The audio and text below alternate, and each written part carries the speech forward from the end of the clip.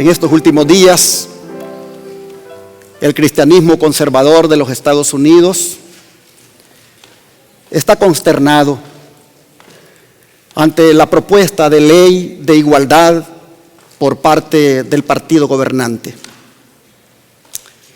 Una ley que obligará a las escuelas cristianas a aceptar alumnos homosexuales.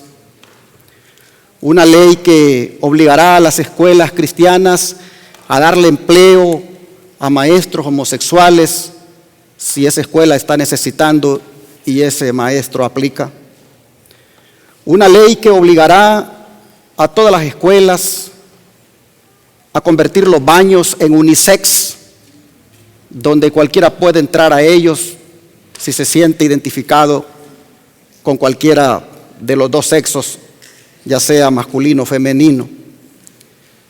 Pero esta ley también se aplicará a las iglesias, incluyendo la obligación a los ministros de realizar bodas homosexuales a aquellos que se los pidan en su templo o fuera de él. Todo esto, hermanos, ya se veía venir. Ya se hablaba de que esto sucedería. Hermanos, todo esto es un atentado abierto a la libertad de conciencia y a la libertad religiosa, como también una violación a los principios morales prescritos en la palabra de Dios. No cabe duda, hermanos, que a los cristianos de verdad presente nos esperan días difíciles, pues ante las dos banderas que se han de agitar fuertemente a partir de este año, como son la del homosexualismo y la del cambio climático, mis hermanos, ambas banderas van a desencadenar eventualmente en una persecución religiosa y en una imposición a la ley dominical. Cuando esto ocurra, cuando estas banderas agitadas fuertemente vayan, hermanos, socavando nuestras libertades hasta imponer la ley dominical, entonces las dos columnas que Dios levantó en el Edén habrán sido derribadas, como son la del matrimonio y la del Santo Sábado. Aunque la primera ya está derribada al haber redefinido el mundo, el matrimonio entre personas del mismo sexo. Pero en medio, hermanos, en medio de todo esto, en medio de aberraciones, en medio de sufrimientos por pandemias, en medio de amenazas, de desastres y crisis que nos espera, no debemos olvidar que Dios todavía rige el mundo. Así se lo mostró al profeta Juan en Apocalipsis 4 y 5. Vamos para allá.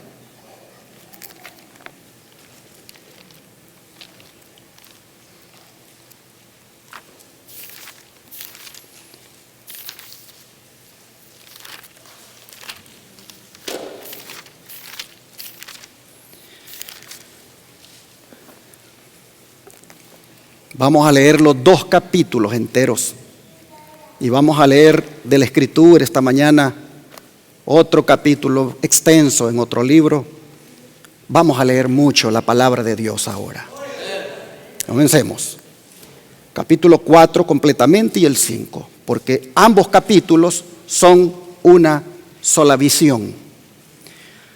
Dice el verso 1 del capítulo 4: después de esto miré, y he aquí una puerta abierta en el cielo. Y la primera voz que oí, como de trompeta, hablando conmigo, dijo: sube acá, y yo te mostraré las cosas que sucederán después de estas. Y al instante yo estaba en el Espíritu, y he aquí un trono establecido en el cielo, y en el trono uno sentado. Y el aspecto del que estaba sentado era semejante a piedra de jaspe y de cornalina, y había alrededor del trono un arco iris semejante en aspecto a la esmeralda. Y alrededor del trono había 24 tronos, y vi sentados en los tronos a 24 ancianos, vestidos de ropas blancas, con coronas de oro en sus cabezas. Y del trono salían relámpagos y truenos y voces, y delante del trono ardían 7 lámparas de fuego, las cuales son los 7 espíritus de Dios. Y delante del trono había como un mar de vidrio semejante al cristal, y junto al trono y alrededor del trono 4 seres vivientes llenos de ojos delante y detrás. El primer ser viviente era semejante a un león, el segundo era semejante a un becerro, el tercero tenía rostro como de hombre, y el cuarto era semejante a un águila volando. Y los 4 seres vivientes tenían cada uno 6 alas, y alrededor y por dentro estaban llenos de ojos, y no cesaban día y noche de decir: Santo, santo, santo es el Señor Dios Todopoderoso, el que era, el que es y el que ha de venir. Y siempre que aquellos seres vivientes dan gloria y honra y acción de gracias al que está sentado en el trono, al que vive por los siglos de los siglos, los 24 ancianos se postran delante del que está sentado en el trono y adoran al que vive por los siglos de los siglos, y echan sus coronas delante del trono diciendo: digno eres, Señor, de recibir la gloria, la honra y el poder, porque tú creaste todas las cosas y por tu voluntad existen y fueron creadas. Y vi en la mano derecha del que estaba sentado en el trono un libro escrito por dentro y por fuera, sellado con 7 sellos. Y vi a un ángel fuerte que pregonaba a gran voz: ¿quién es digno de abrir el libro y desatar sus sellos? Y ninguno, ni en el cielo ni en la tierra, ni debajo de la tierra, podía abrir el libro ni aún mirarlo. Y lloraba yo mucho, porque no se había hallado a ninguno digno de abrir el libro, ni de leerlo, ni de mirarlo. Y uno de los ancianos me dijo: no llores. He aquí que el león de la tribu de Judá, la raíz de David, ha vencido para abrir el libro y desatar sus 7 sellos.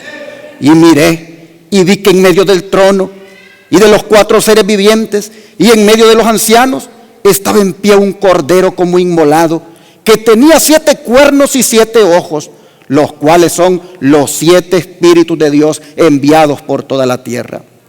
Y vino y tomó el libro de la mano derecha del que estaba sentado en el trono.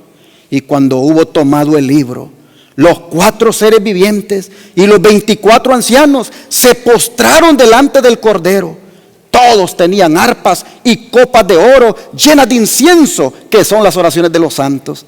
Y cantaban un nuevo cántico diciendo: digno eres de tomar el libro y de abrir sus sellos, porque tú fuiste inmolado y con tu sangre nos has redimido para Dios de todo linaje y lengua y pueblo y nación. Y nos has hecho para nuestro Dios reyes y sacerdotes, y reinaremos sobre la tierra. Y miré y oí la voz de muchos ángeles alrededor del trono, y de seres vivientes y de los ancianos, y su número era millones de millones, que decían a gran voz: el cordero que ha sido inmolado es digno de tomar el poder, las riquezas, la sabiduría, la fortaleza, la honra, la gloria y la alabanza.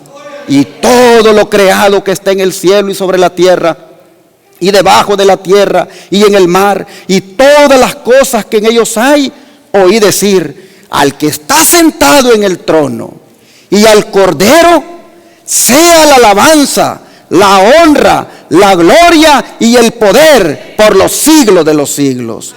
Los 4 seres vivientes decían: amén. Y los 24 ancianos se postraron sobre sus rostros y adoraron al que vive por los siglos de los siglos. Mis hermanos, qué visión más impresionante esta. Aquí nosotros tenemos, sin duda, para el profeta Juan, todo un mensaje de ánimo, tomando en cuenta la época en la cual Juan recibe esta visión. Una época en la cual Juan solo miraba el trono del emperador de Roma persiguiendo a la iglesia cristiana y él mismo siendo objeto de esa persecución al estar ahí en la isla de Patmos. Estos eran tiempos de crisis para la iglesia, tiempos en los cuales algunos se preguntaban si todavía Dios le importaba o no su iglesia, pues Roma se ensañaba contra la iglesia. Juan, al mirar esta visión, en ese contexto de crisis, puede ver de que Dios sí le importa a su iglesia. Y que aunque parezcan confusas las circunstancias en aquel momento, oh mis hermanos, Juan puede ver de que allá arriba hay alguien que está a cargo de todo. Y esto es algo, hermanos, que nosotros no debemos olvidar en estos momentos de crisis. Que allá arriba hay alguien que está a cargo de todo. Oh, el profeta Daniel. El profeta Daniel, me gusta cómo él habla. Vamos allá al capítulo 2, versículo 28. Daniel, capítulo 2, verso 28.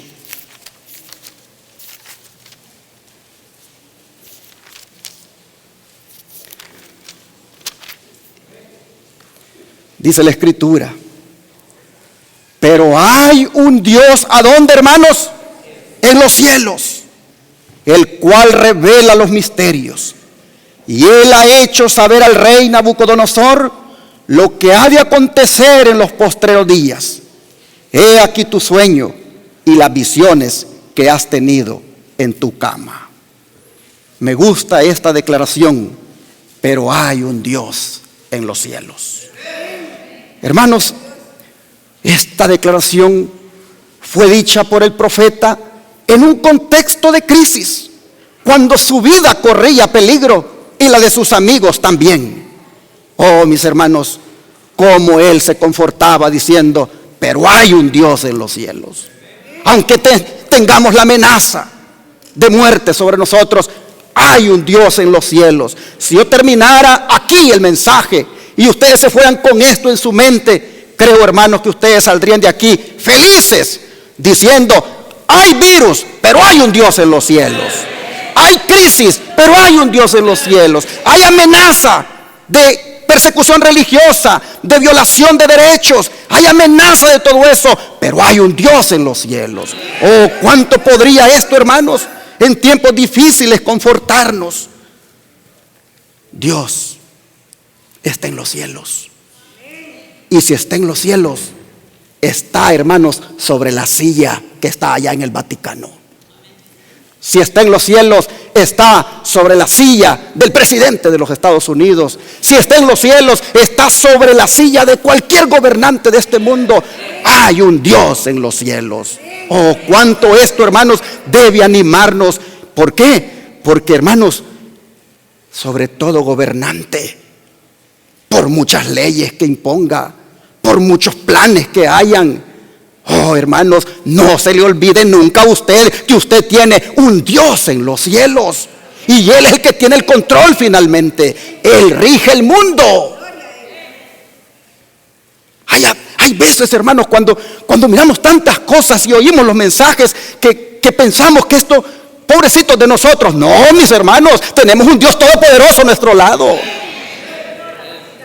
Mire, vea usted cómo se lo dijo Daniel a Nabucodonosor. Vamos al capítulo 4, versículo 25 ahora. Daniel 4, versículo 25.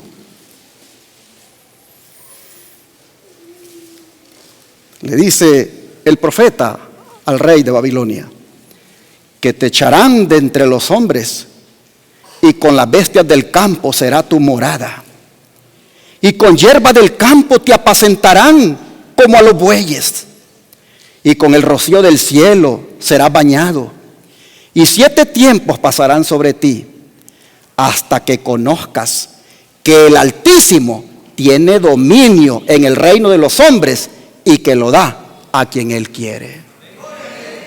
Oh, mis hermanos, cuando Juan mira aquella tremenda visión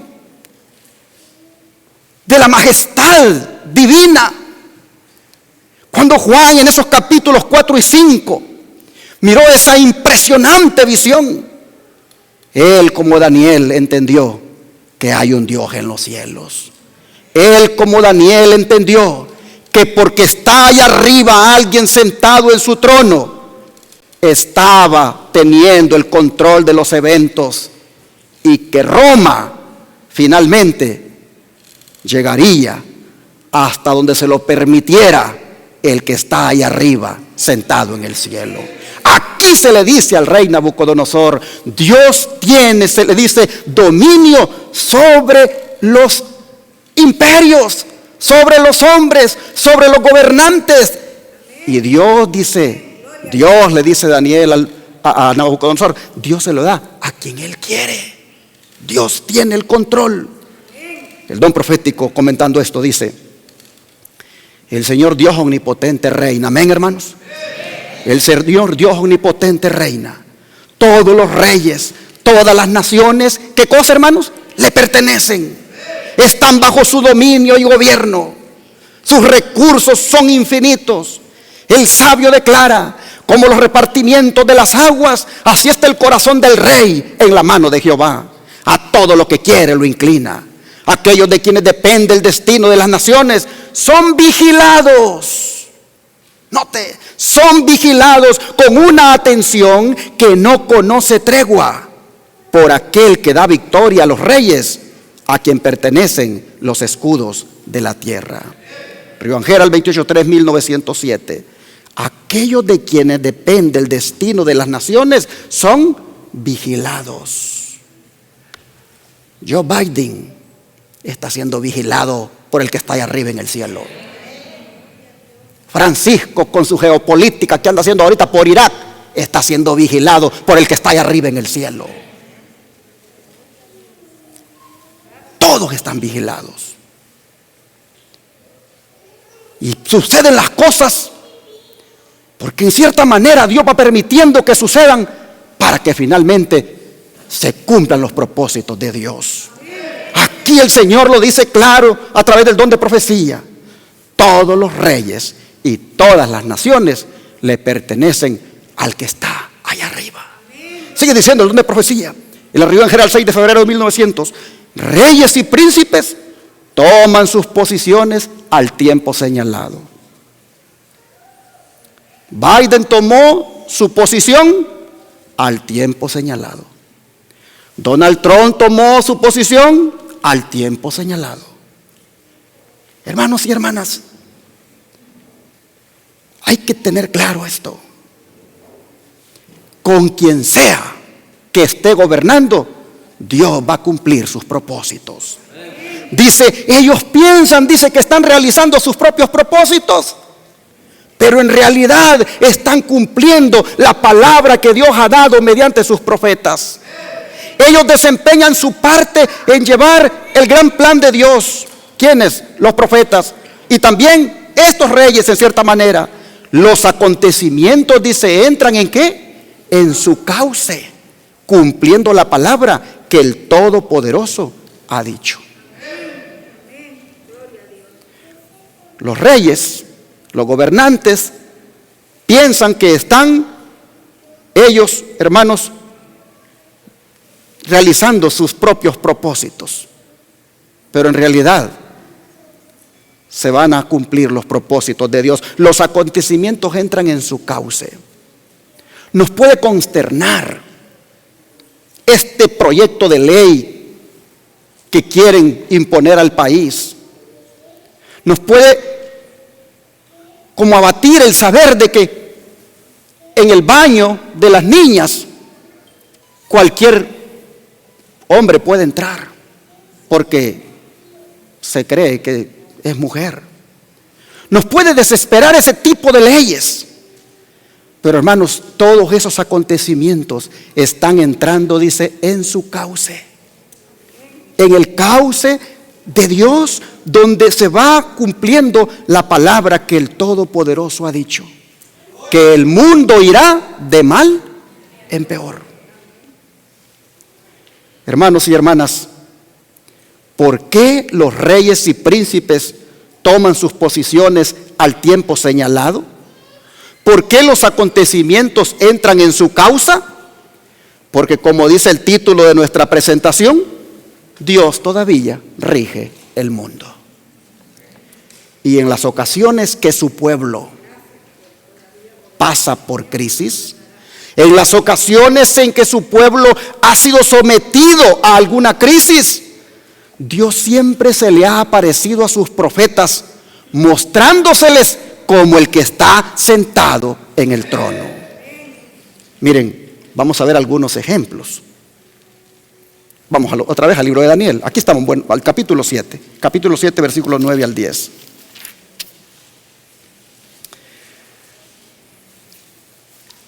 Daniel dice que estaba mirando hasta que fueron puestos tronos.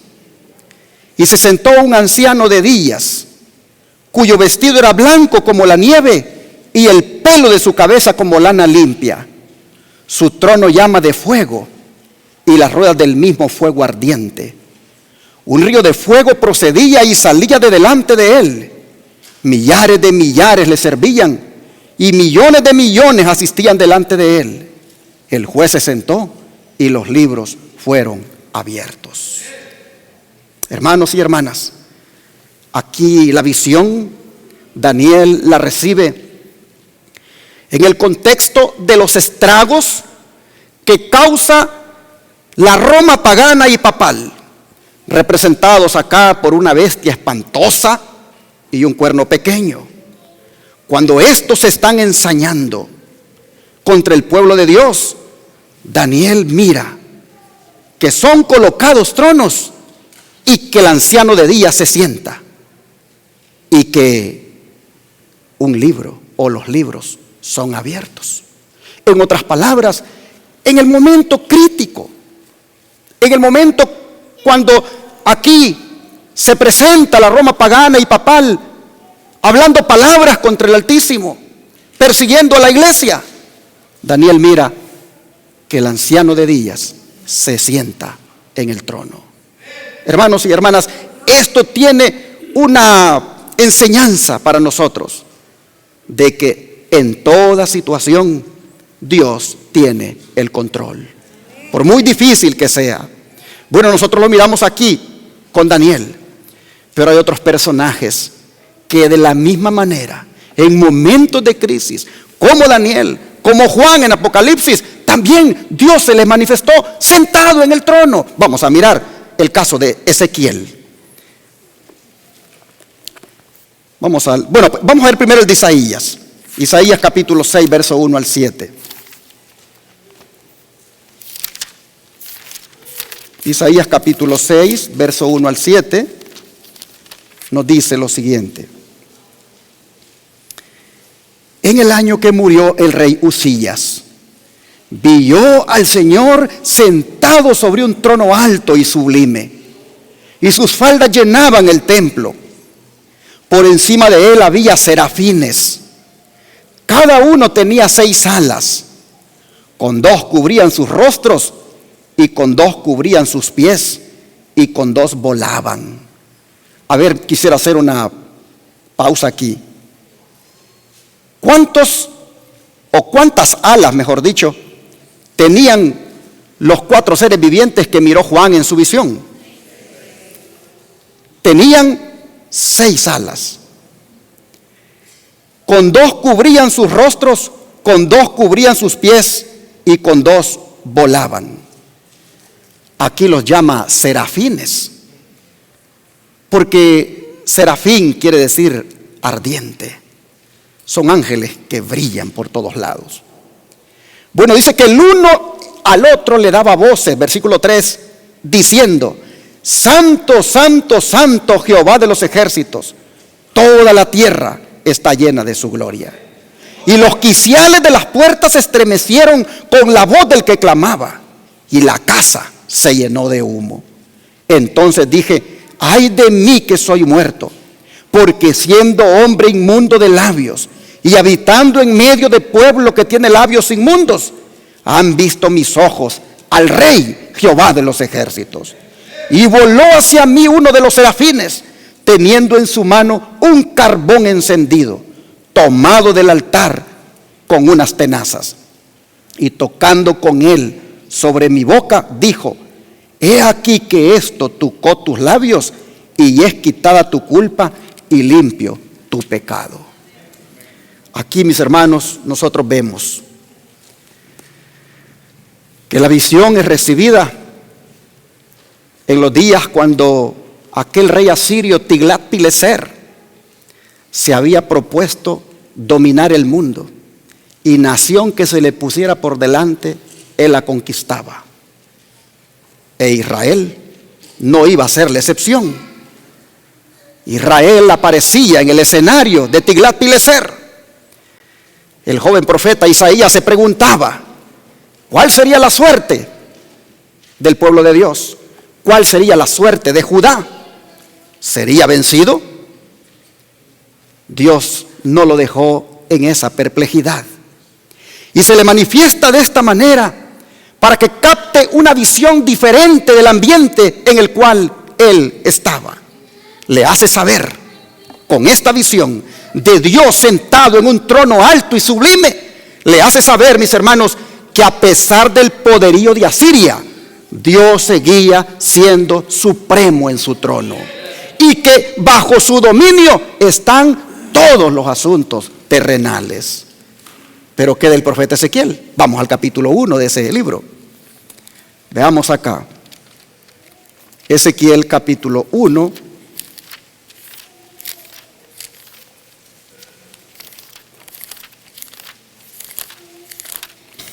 Y la escritura dice, este es otro capítulo extenso que leeremos: aconteció en el año 30, en el mes cuarto, a los 5 días del mes, que estando yo en medio de los cautivos junto al río Quebar, los cielos se abrieron y vi visiones de Dios.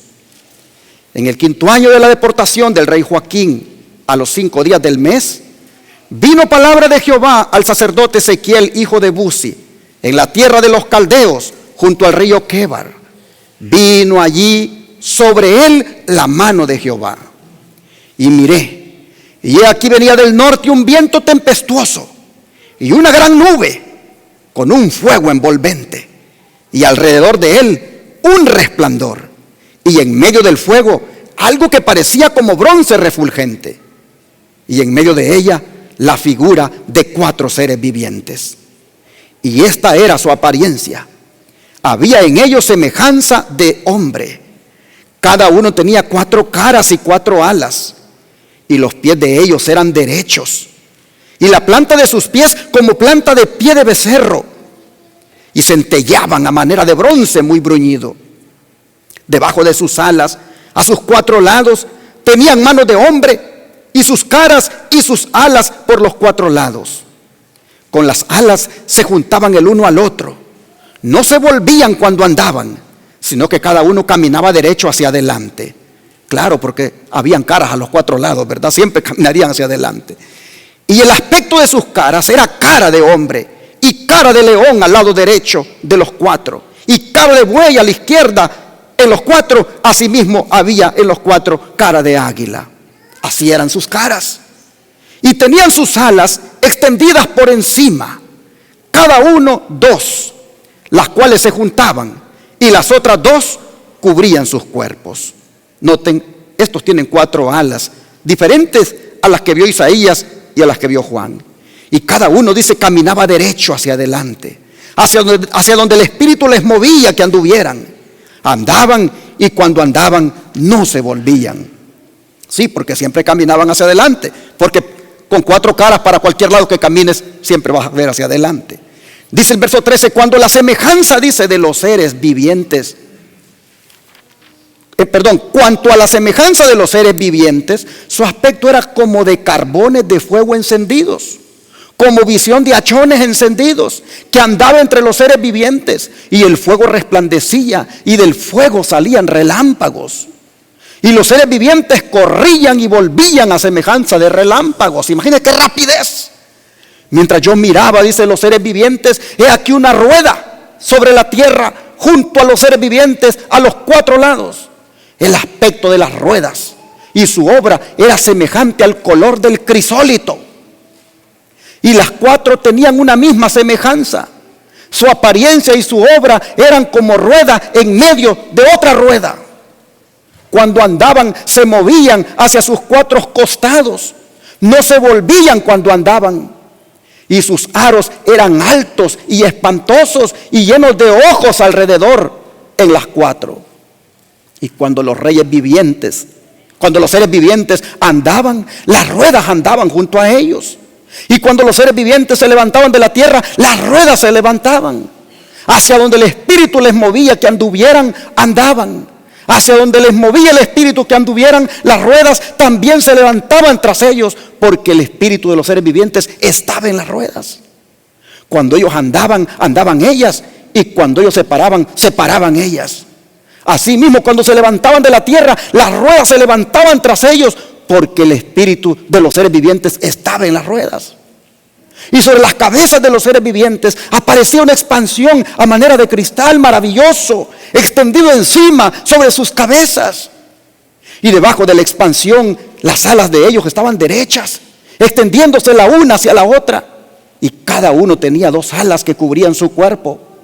Y oí el sonido de sus alas cuando andaban, como sonido de muchas aguas, como la voz del Omnipotente, como ruido de muchedumbre, como el ruido de un ejército. Cuando se paraban, bajaban sus alas. Y cuando se paraban y bajaban sus alas, se oía una voz de arriba, de la expansión que había sobre sus cabezas. Y sobre la expansión que había sobre sus cabezas, se veía la figura de un trono que parecía de piedra de zafiro.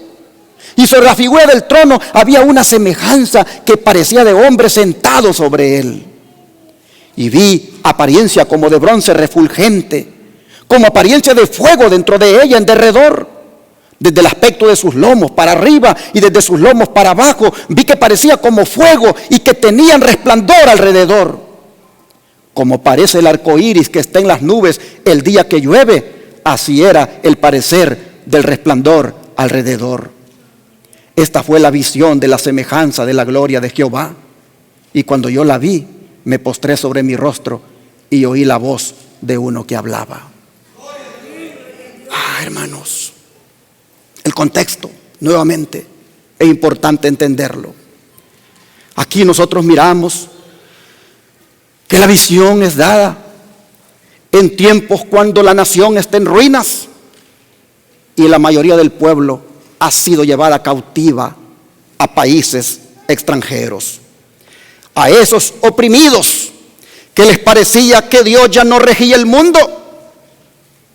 Hermanos, Dios les dice a través de su profeta que Él, a pesar de todo, sigue teniendo el dominio.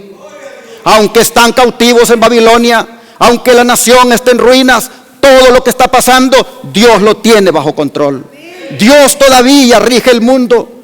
Hermanos y hermanas, así nosotros vemos que Dios ha intervenido siempre para darle a su pueblo que está en crisis la certeza y la seguridad que sobre todo lo que ocurre en la tierra hay un Dios en los cielos. Ezequiel lo mira y qué impresionante visión la que ve él también.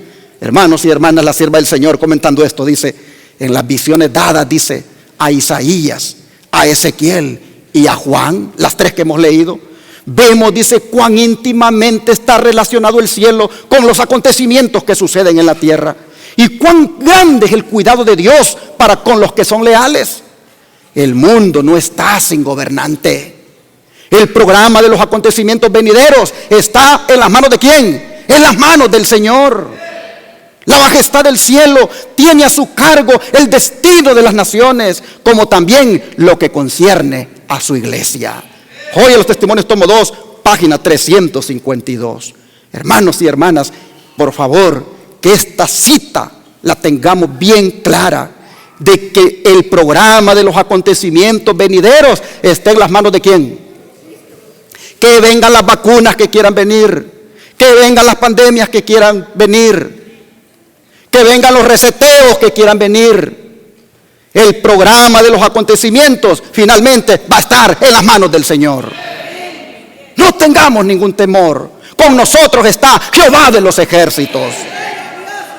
Más son los que están con nosotros que los que están contra nosotros, mis hermanos. Así vivamos en los días difíciles que vienen. Oh, hermanos, todo dice, lo que miró Ezequiel, lo que miró Isaías y lo que miró Juan, todo tenía el propósito de enseñar cómo Dios está relacionado con los acontecimientos que suceden en la tierra. Cuán grande es el cuidado de Dios sobre los que le son leales. Sigue diciendo el don profético: el que no duerme, que está continuamente obrando para lograr sus designios, puede realizar su gran obra armoniosamente. Lo que a las mentes finitas le parece enredado como las ruedas, que una sobre la otra y que saltan, todo lo que miró Ezequiel como que era confuso, dice, aunque parezca a las mentes finitas eso enredado y complicado, la mano de Dios, dice, lo puede mantener en perfecto orden. Las ruedas no chocaban la una con la otra, la rueda saltaba para arriba, para abajo, una entre la otra. Todo es aparentemente confusión y complicado. Dios lo tenía controlado. Así tiene Dios controlado las cosas en este mundo, hermanos. Aquí el don profético nos lo dice. Él puede, dice, crear medios y recursos. Miren esto, me gusta esta parte. Él puede crear medios y recursos para estorbar los propósitos de los hombres impíos. Hermanos, tantas cosas que dice ese hombre de apellido Gate. Ahora está inventando que los rayos del sol, dice que tiene un invento para mandarlos para otro lado y que no calienten aquí. Tantas cosas que quieren hacer científicamente. Oh, mis hermanos, aquí dice que Dios puede crear medios y recursos para estorbar los propósitos de los hombres impíos. Y va a introducir confusión, dice, en los consejos de aquellos que maquinan agravios contra su pueblo. ¿Cómo lo va a hacer? Yo no sé. Pero le aseguro que cuando Biden se reúne con su gabinete, cuando el Congreso decide imponer leyes, hermanos, Dios los está vigilando a todos. Y si Dios se los permite, lo van a hacer. Pero si Dios no quiere, se los va a impedir. Porque Dios tiene el control. Dios tiene recursos, dice, para estorbar los propósitos de los hombres impíos. Puede introducir confusión en los consejos de aquellos que maquinan cosas contra su pueblo. Hoy los testimonios, tomo 2 páginas, 353. Este mensaje tiene el propósito de que nos animemos, de que no tengamos ningún temor. Sigue diciendo el don de profecía: Cristo no es ahora un Salvador que esté en la tumba nueva de José cerrada con una gran piedra y sellada con el sello romano. No, tenemos un Salvador resucitado. Él es Rey. Él es Señor de los ejércitos. Se sienta entre los querubines y en medio de la disensión y tumulto de las naciones, Él todavía guarda a su pueblo. El que reina en los cielos es nuestro Salvador. Él mide toda prueba, vigila el fuego del horno que ha de probar cada alma. Cuando las fortalezas de los reyes sean derribadas, cuando las saetas de la ira de Dios atraviesen el corazón de sus enemigos, su pueblo estará salvo en sus manos. Joder, Testimonios, tomo 2 páginas 353. Pero interesante la reacción de los profetas ante la visión del trono de Dios. Cuando Isaías escuchó a los serafines de 6 alas que decían: Santo, Santo, Santo Jehová de los ejércitos, ¿cómo se sintió él, hermanos? Ante semejante santidad, ¿cómo se sintió él? Se sintió pecador. ¡Ay de mí!, dijo. Mis hermanos, Isaías cayó sobre su rostro, impresionado por la presencia divina. El profeta Ezequiel, él cayó sobre su rostro impresionado por la presencia divina. Isaías, en cambio, lo indujo, aquello que miró, a confesar profundamente su pecado. En cambio, Juan, nosotros vimos en la visión que él se puso a llorar por un libro que tenía el que está sentado en el trono y que nadie podía abrirlo ni leerlo. Pero de todas estas visiones que hemos visto, hermanos, la que hemos leído en Apocalipsis, la que vio Juan, esa, hermanos, es para nosotros. Esa es para la iglesia de este tiempo. Esa visión es para la iglesia cristiana que a lo largo de la historia ha sido atribulada y que todavía le espera todavía una tribulación más grande. Oh, hermanos, a Juan se le hizo saber con su visión que Dios en su trono y Jesús a su lado protegerán a su iglesia. Amén. Oh, hermanos y hermanas, el contexto es claro. Vamos a Apocalipsis 4, verso 1. Apocalipsis 4, verso 1. Miren el contexto. Dice, solo voy a leer la primera declaración, a donde está la coma, porque este es el contexto en el cual fue dada la visión. Dice Juan, después de esto miré. Y al decir él, después de esto miré, nosotros vemos, hermanos, una referencia a que fue después de los mensajes dados en los capítulos 2 al 3, relacionados con la condición de la iglesia a lo largo de la historia. Una iglesia que estaba siendo atribulada por el imperio romano. Es después de recibir esos mensajes donde se mostraba la condición de la iglesia en medio de la apostasía y tribulación. Las iglesias que estaban en Asia. Es después de esa situación caótica de la iglesia que Juan se le muestra la visión del trono de Dios. Hermanos y hermanas, ¿en qué parte del cielo está ese trono? Vamos a Apocalipsis 11, versículo 19. Apocalipsis 11, verso 19. Dice la Escritura, y el templo de Dios fue abierto en el cielo, y el arca de su pacto se veía en el templo. Y hubo relámpagos, voces, truenos, un terremoto y grande granizo. Y para que miremos que se está hablando de la misma escena de Apocalipsis 4, miren ustedes lo que dice el versículo número 16. Versículo 16. Nosotros vemos acá que dice, y los 24 ancianos que estaban sentados delante de Dios en sus tronos, se postraron sobre sus rostros y adoraron a Dios. Así que nosotros miramos que esto está ocurriendo en el templo celestial, en el santuario, en un lugar donde está el arca del pacto. ¿Qué lugar es ese, hermanos? El lugar santísimo.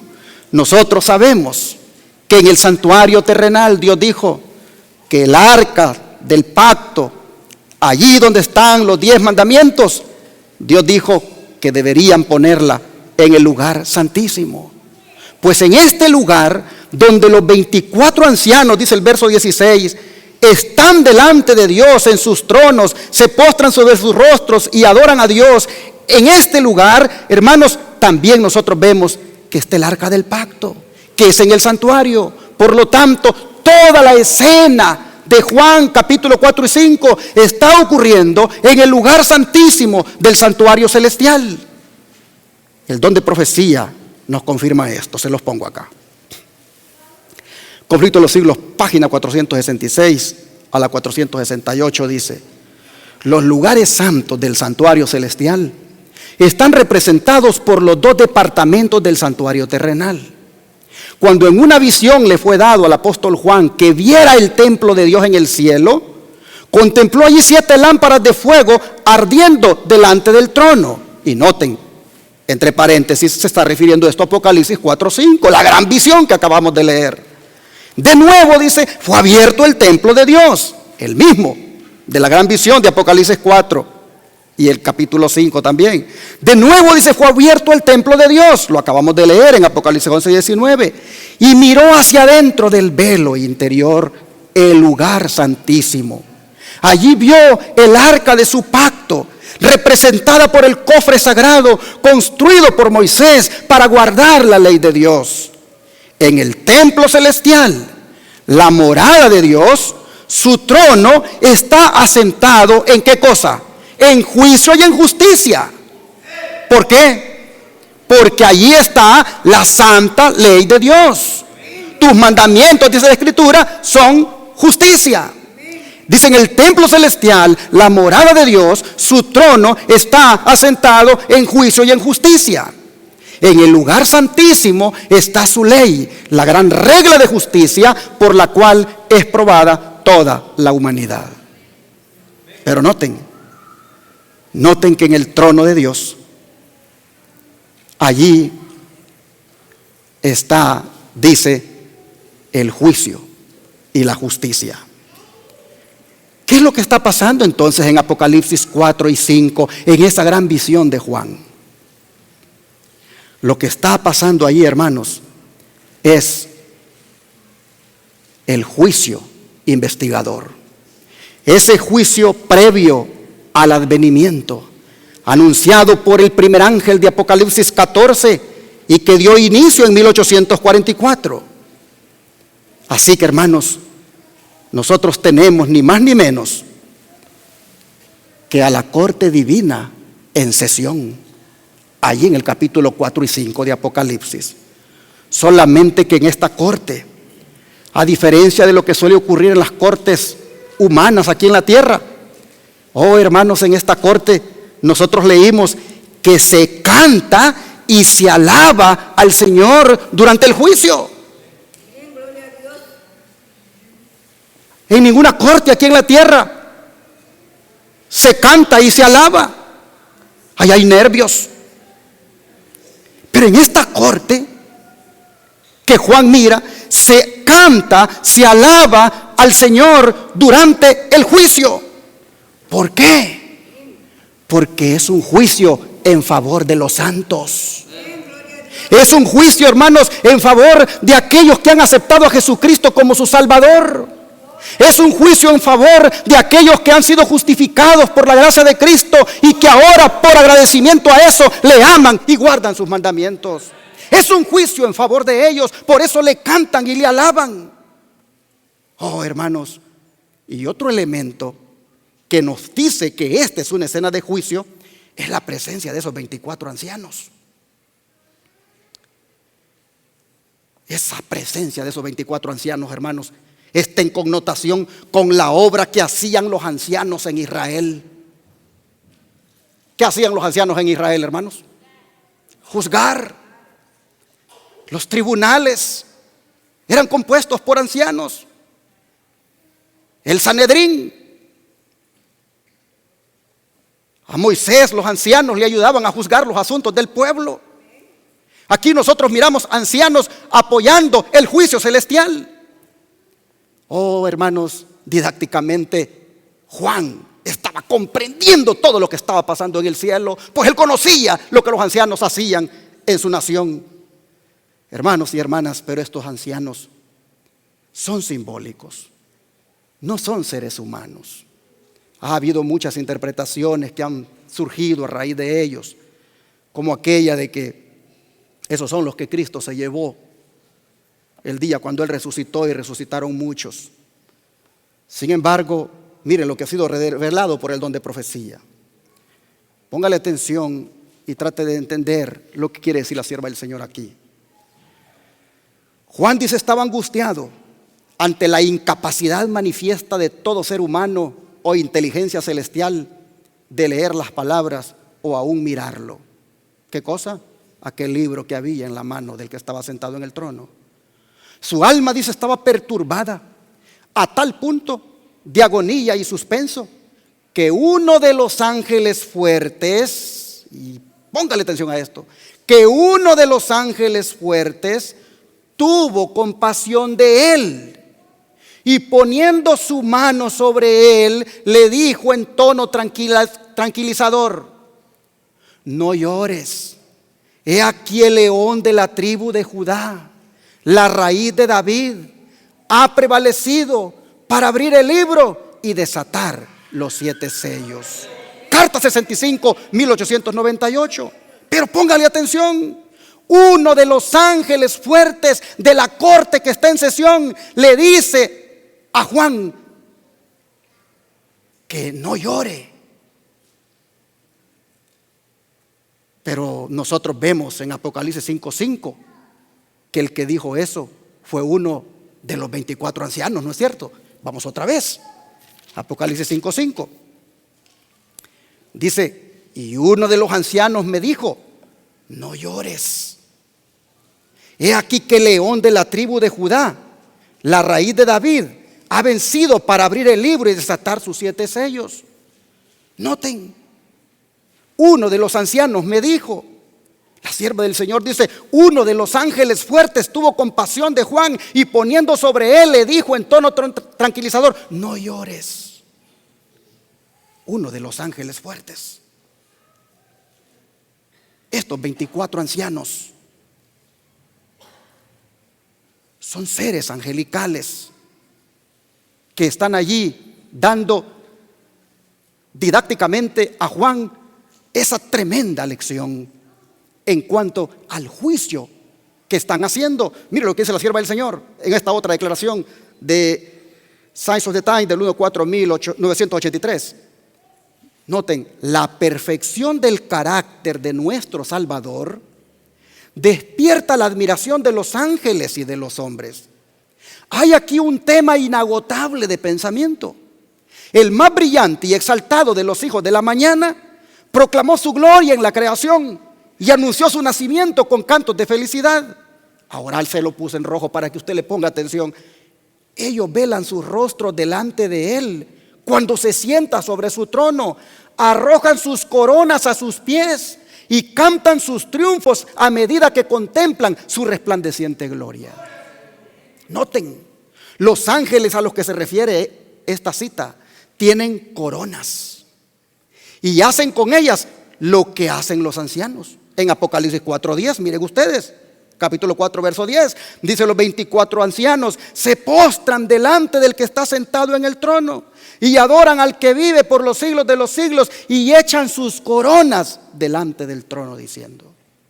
Así que nosotros vemos, hermanos, que el don profético nos dice que los que arrojan sus coronas y cantan sus triunfos a medida que contemplan su resplandeciente gloria son ángeles. Ellos están admirados por la perfección del carácter. Mis hermanos, estas declaraciones prueban entonces de que las coronas no son necesariamente símbolo de triunfo sobre el pecado, sino que son una manera de exaltación. Lo mismo puede decirse de la siguiente cita, miren ustedes. Entonces Jesús dejará de interceder en el santuario celestial, levantará sus manos y con gran voz dirá: hecho es. Y todas las huestes de los ángeles depositarán, ¿qué cosa? Sus coronas. Corintios de los Siglos, página 671. Y sigue diciendo: todos los santos ángeles lo acompañarán. De esta compañía escribió Juan: y miré y oí la voz de muchos ángeles alrededor del trono y de los 4 seres vivientes y de los ancianos, y el número de ellos era 10 veces 1000 y miles de miles. Manuscrito 28, página 1886.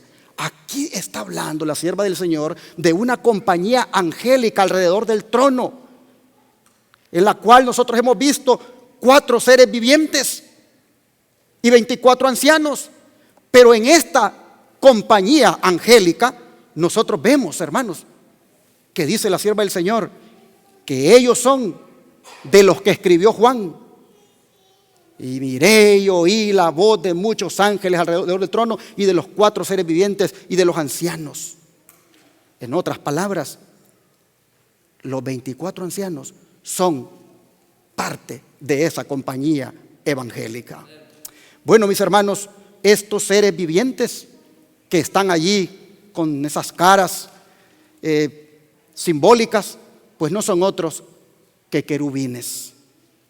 Vamos al libro de Ezequiel nuevamente para que veamos el capítulo 10, verso 20, cómo Ezequiel lo entendió. Porque Ezequiel tuvo la misma visión que Juan ha tenido, con ciertas variantes, por supuesto. Pero miren ustedes Ezequiel capítulo 10, verso 20.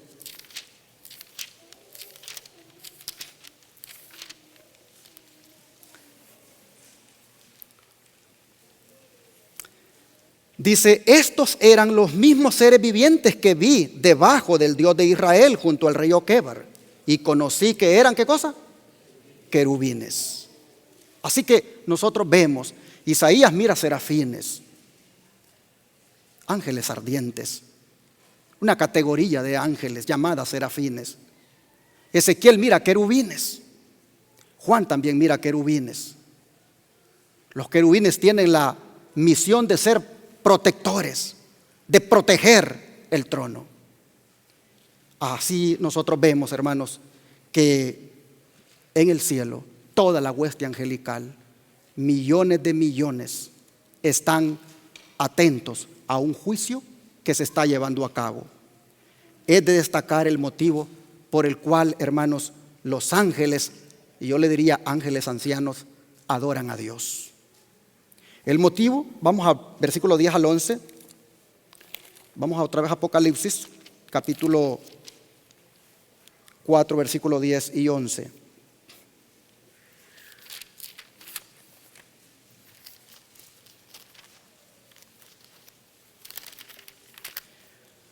Dice, los 24 ancianos se postran delante del que está sentado en el trono y adoran al que vive por los siglos de los siglos. Y echan sus coronas delante del trono diciendo, Señor, digno eres de recibir la gloria, la honra y el poder, porque tú creaste todas las cosas y por tu voluntad existen y fueron creadas. Ellos adoran a Dios porque Él es el creador de todo el universo, incluyéndote a ti y a mí. Aquí venimos los sábados a adorarlo a Él, porque Él es el creador del cielo y de la tierra. Hoy estamos aquí como criatura de Dios, reconociendo que existimos solo por el poder de Dios. Y Él está siendo digno de honra y de gloria con los cantos, con los amenes, con la reverencia, porque hermanos, Él es nuestro creador. Así lo hacen los ancianos ángeles, hermanos, al expresar esta alabanza. El don de profecía dice en el Conflicto de los Siglos, página 489, que el deber de adorar a Dios estriba en la circunstancia de que Él es el creador y que a Él es a quien todos los demás seres deben su existencia. Y cada vez que la Biblia presenta el derecho de Jehová a nuestra reverencia y adoración con preferencia a los dioses de los paganos, menciona las pruebas de su poder creador. Todos los dioses de los pueblos son ídolos, mas Jehová hizo los cielos. Así es Salmo 96, verso 5. ¿A quién pues, dice, me compararéis para que yo sea como Él? Dice el santo. Levantad hacia arriba vuestros ojos y ved, ¿quién creó aquellos cuerpos celestes? Así dice Jehová, creador de los cielos, Él solo es Dios, el que formó la tierra y la hizo. Yo soy Jehová y no hay otro Dios. Así lo dice Isaías 40, 25, 26 y 45, 18. Dice el salmista, reconoced que Jehová, Él es Dios. Él nos hizo y no nosotros a nosotros mismos. Venid, postrémonos y encorvémonos, arrodillémonos ante Jehová, nuestro Hacedor. Por eso es que aquí siempre les decimos, arrodillémonos para orar. Siempre estamos en este santuario invitándoles a ustedes a que caigan de rodillas ante su Creador, ante su Hacedor, porque hermanos, Dios es grande. Dice encorvémonos, dice arrodillémonos ante Jehová nuestro Hacedor, dice el Salmo 103 y 95:6. Y los santos, dice, que adoran a Dios en el cielo, dan como razón del homenaje que le deben. Digno eres tú, Señor nuestro y Dios nuestro, de recibir la gloria, la honra y el poder, porque tú creaste todas las cosas. Ese niño tan lindo que tienes como hijo, Dios lo creó. Esa esposa tan hermosa que tienes, Dios la creó. Ese esposo que Dios te ha dado y que tal vez te enamoraste de él, Dios lo creó.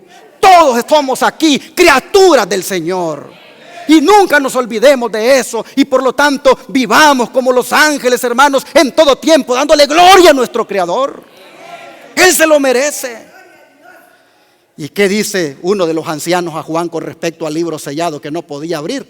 Veamos aquí Apocalipsis 5, versículos 4 al 5.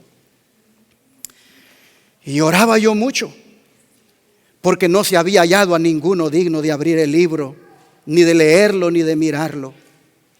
Y uno de los ancianos me dijo: no llores. He aquí que el león de la tribu de Judá, la raíz de David, ha vencido para abrir el libro y desatar sus 7 sellos. Hermanos y hermanas, ¿quién es el león de la tribu de Judá? Que hable el don profético. Manuscrito liberado número 12, página 296 a la 297. Hablando de ese rollo que nadie podía abrir. Ese rollo, dice, estaba escrito por dentro y por fuera. Y Juan dice: lloré mucho, porque ningún hombre fue encontrado digno de abrir y leer el libro, ni de ver lo que ahí estaba escrito. La visión, como fue presentada a Juan, hizo su impresión sobre su mente. El destino de cada nación se encontraba en ese libro. Oigan esto. Juan estaba preocupado de la categórica incapacidad de cualquier ser humano o inteligencia angelical para leer las palabras o aún poder ver lo que había en ese libro. Su alma estaba tan angustiada y desesperada que uno de los ángeles fuertes, oiga bien, no uno de los 24 ancianos, que uno de los ángeles fuertes tuvo compasión de él y poniendo su mano sobre él de manera apacible le dijo: no llores. He aquí el león de la tribu de Judá, la raíz de David, ha prevalecido para abrir el libro y desatar sus 7 sellos. El león de la tribu de Judá. Hermanos y hermanas, nosotros sabemos que este no es otro que nuestro Señor Jesucristo, quien ha vencido, venció el pecado como hombre. Y Él, por lo tanto, tiene toda la autoridad para abrir ese libro. Pero qué contenido lo que hay en el libro, hermanos. Ustedes han leído. Allí dice, estaba prácticamente, a ver, ¿a dónde está la parte donde lloré mucho? Allí estaba escrito el destino de cada nación en ese libro. Pero mire esta nota que viene a continuación. Manuscrito liberado número 9. Página 7, refiriéndose a lo mismo de Apocalipsis 5, 1 al 3, dice: allí en su mano abierta del que estaba sentado en el trono descansaba el libro, el rollo de la historia de las providencias divinas, la historia profética de naciones y también ¿de quién? De la iglesia. Aquí se encontraban los dichos divinos, su autoridad. En ese libro también están sus mandamientos, sus leyes y todo el consejo simbólico del Eterno. Y la historia de todos los poderes regentes en las naciones están allí en ese libro. En lenguaje simbólico, dice, ese rollo hablaba de la influencia de cada nación, lengua y pueblo desde el inicio de la historia del mundo hasta su mismo fin. Este rollo estaba escrito por dentro y por fuera. Un libro muy importante. Ahora vea, palabra de vida, gran maestro, página 236. ¿Qué contiene también ese libro? Cuando Pilato se lavó las manos diciendo: inocente soy yo de la sangre de este justo, los sacerdotes se unieron con la turba ignorante en su exclamación apasionada: su sangre sea sobre nosotros y sobre nuestros hijos. Así hicieron su elección los dirigentes judíos. Pero su decisión, dice, fue registrada en el libro que Juan vio en la mano de aquel que se sienta en el trono. El libro que ningún hombre podía abrir. Con todo su carácter vindicativo, aparecerá esta decisión delante de ellos el día en que este libro sea abierto por el león de la tribu de Judá. Es un libro importantísimo. Pero sigue diciendo el don de profecía: muchos hablan de principio, de ir de acuerdo a un principio. ¿Qué principio? Pregunta. ¿Se trata de un principio que provino del carácter defectuoso humano? ¿O de un principio que se encuentra en la palabra de Dios, que cada cual tendrá que encarar en el día final de cuentas, cuando cada caso será traído en revisión delante de Dios y debe decidirse todo caso? ¿Mediante qué? Bien leemos de un libro en el Apocalipsis que estaba en la mano de uno. Allí se lo vio y nadie podía abrir el libro. Y había gran lamentación y llanto y agonía porque no podían abrir el libro. Pero uno dice, aquí hay uno, el león de la tribu de Judá. Él puede abrir el libro. Él toma el libro. Y entonces, oh, qué regocijo había. Se abrió el libro y ahora puede ser leído. Y cada caso será juzgado según las cosas que están escritas en el libro. Entonces pregunto, Apocalipsis 4 y 5, ¿es una visión del juicio, sí o no? Claro, es una visión del juicio. Es la corte divina en sesión. Las palabras, dice, de una persona no es nada. El nombre que esté en ese libro no tiene ningún título de influencia, a no ser uno que escribe los mismos propósitos del corazón. Y cada miembro de la familia humana debe decidir si las obras de ese uno han sido para glorificar a Dios o glorificarse a sí mismo. Manuscrito 164 de 1904. Hermanos y hermanas, ese libro es el libro del juicio de Dios. El juicio ya está en sesión. La corte divina se sentó. A Juan se le hizo saber en los tiempos cuando Roma se ensañaba contra la iglesia cristiana que pronto se sentaría el juez de toda la tierra a juzgar los casos de los hombres. Oh, hermanos y hermanas, ese libro es tan importante. Sigue diciendo el don de profecía. Debe haber una reforma completa en cada familia. Si ustedes están listos para el juicio y si el nombre de ustedes está en ese libro que está sellado, si es eso lo que recomendará vuestro curso de acción, entonces Cristo dirá: tomen asiento sobre mi trono. Él ha prometido al que caiga bajo cada tentación que viene, no, sino al que venza. Él dice: le daré que se siente conmigo en mi trono, así como yo vencí y me senté con mi Padre en su trono. Manuscrito 164 del año 1904. Hermanos y hermanas, tenemos que estar listos para el juicio, porque en ese libro está tu nombre y está mi nombre. Y en algún momento se tomará tu nombre. En algún momento el Señor podrá decir: si estás perseverando en la fe, si estás gozándote en la gracia que es en Cristo, si estás disfrutando, hermano, de una relación maravillosa con el Señor, siendo obediente a sus mandamientos, en algún momento el Señor tomará tu nombre y dirá que quedas del lado de los salvados, que queda tu nombre para siempre registrado en el libro de la vida del Cordero. Hay que prepararnos para ese momento.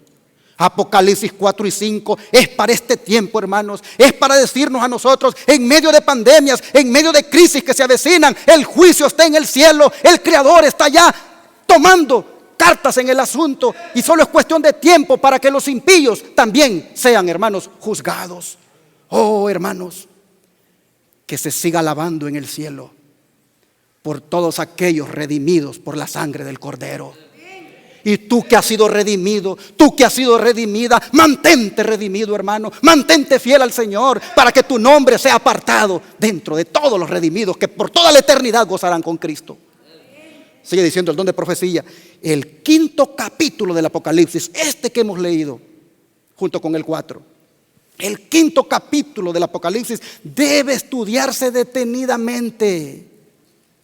Es de la mayor importancia para los que han de desempeñar una parte en la obra de Dios en estos últimos días. Oh, hermanos, de todos los libros que hay en la Biblia,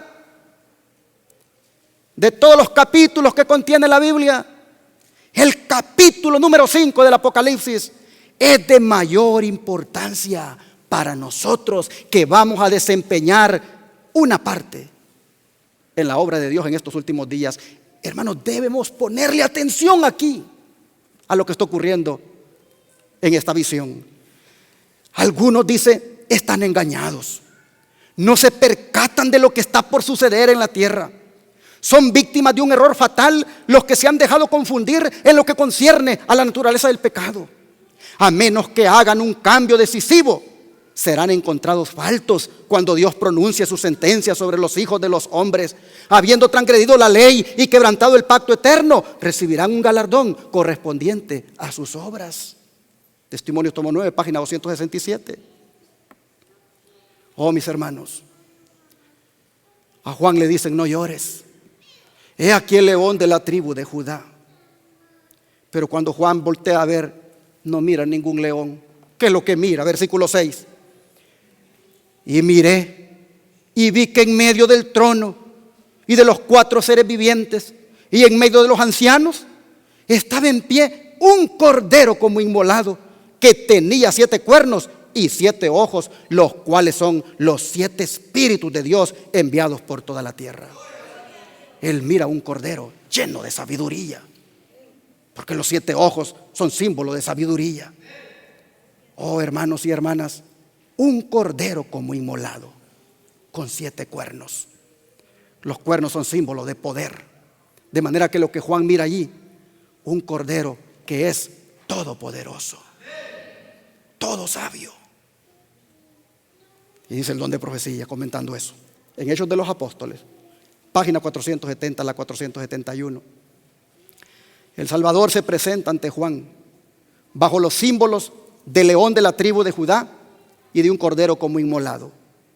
Dichos símbolos, miren ustedes lo que representan. Representan la unión del poder omnipotente con el abnegado sacrificio de amor. Como el león es poderoso, como el león es fuerte, así lo es Cristo. Pero así como es de poderoso, también es lleno de amor. Dice que el león de Judá, tan terrible para los que rechazan su gracia, es el Cordero de Dios para el obediente y fiel. Oh, hermanos y hermanas, qué hermoso esto, lo vuelvo a leer. El león de Judá, tan terrible para los que rechazan su gracia, es el Cordero de Dios para el obediente y fiel. La columna de fuego que anuncia terror e ira al transgresor de la ley de Dios es una señal de misericordia y liberación para los que guardan sus mandamientos. El brazo que es fuerte para herir a los rebeldes será fuerte para librar a los leales. Todo el que sea fiel será salvo. Enviará a sus ángeles con gran voz de trompeta y juntarán a sus escogidos de los 4 vientos, de un cabo del cielo hasta el otro, dice Mateo 24. De manera, hermanos, que cuántos estamos felices de haber aceptado a Cristo como nuestro Cordero. Sigue diciendo el don de profecía, siempre en Hechos de los Apóstoles, página 269. Cuando estudiamos el carácter divino a la luz de la cruz, vemos misericordia, ternura, espíritu perdonador, unidos con equidad y justicia.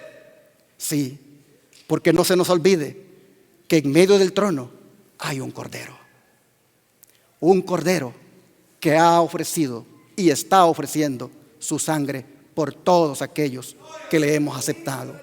Hay en ese trono, hermanos, hay en ese trono justicia, pero también hay misericordia. Dice, vemos en medio del trono a uno que lleva en sus manos y pies y en su costado las marcas del sufrimiento soportado para reconciliar al hombre con Dios.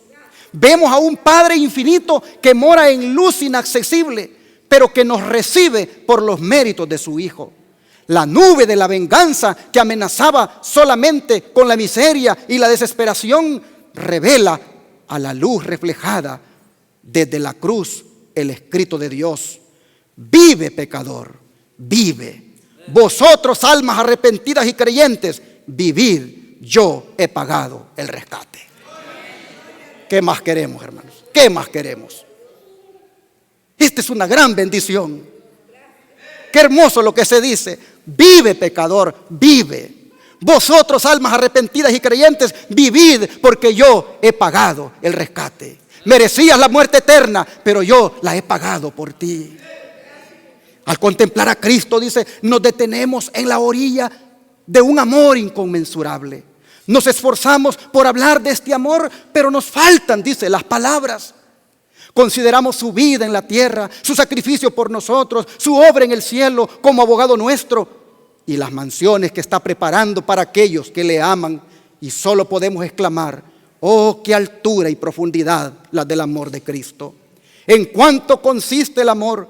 No que nosotros hayamos amado a Dios, sino que Él nos amó a nosotros y ha enviado a su Hijo en propiciación por nuestros pecados.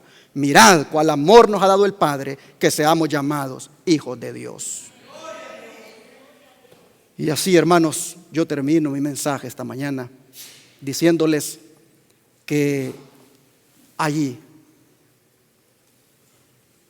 en la corte divina que ha entrado en sesión, hay un Cordero que ha ofrecido su vida por nosotros.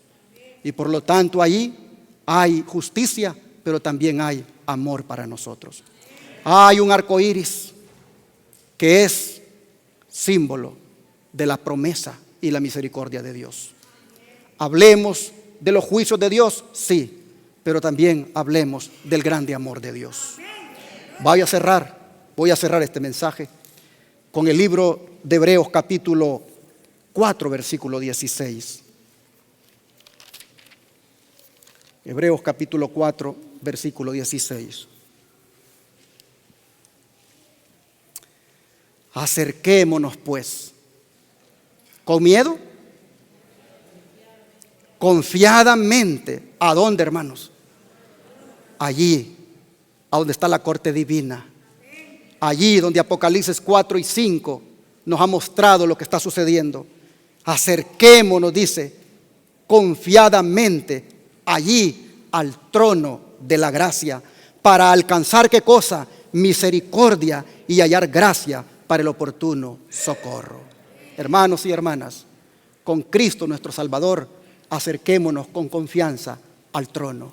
Ese juicio, en la medida en que amemos a Cristo, en la medida en que estemos con Cristo, ese juicio no hay que tenerle miedo, porque ese juicio es en favor de nosotros. Acerquémonos confiadamente. ¿Has pecado, mi hermano? ¿Has fallado a Dios esta semana?